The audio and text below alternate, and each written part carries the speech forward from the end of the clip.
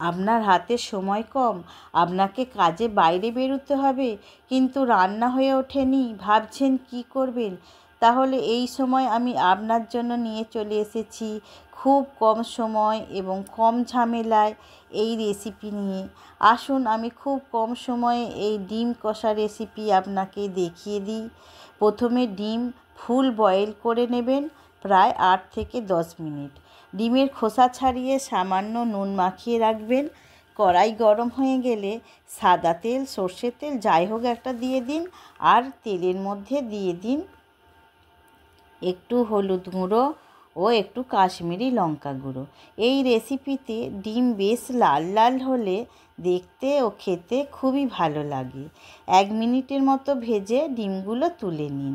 ওই তেলেই দিয়ে দিন পেঁয়াজ কুচি, আদা রসুন বাটা, টমেটোর পেস্ট, স্বাদ মতো নুন, 1 চামচ লঙ্কা গুঁড়ো।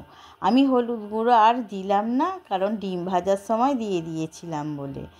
আপনি পেঁয়াজ ভাজার সময় ফোড়নে শুকনো লঙ্কা ও কয়েকটা গোটা মশলা দিয়ে দিতে পারেন।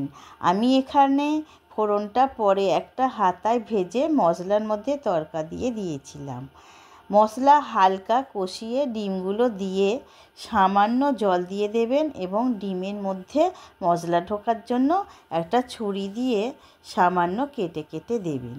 1 মিনিটের মতো রান্না করে নিলেই তৈরি হয়ে যাবে অতি সহজে ও কম সময়ে আপনার পছন্দের রেসিপি। বন্ধুরা, নতুন একটা রান্নার ভিডিও নিয়ে আবার ফিরে আসছি আপনাদের কাছে। এই রেসিপি আপনাদের যদি পছন্দ হয় তাহলে আমাকে কমেন্টের মধ্যে জানাবেন।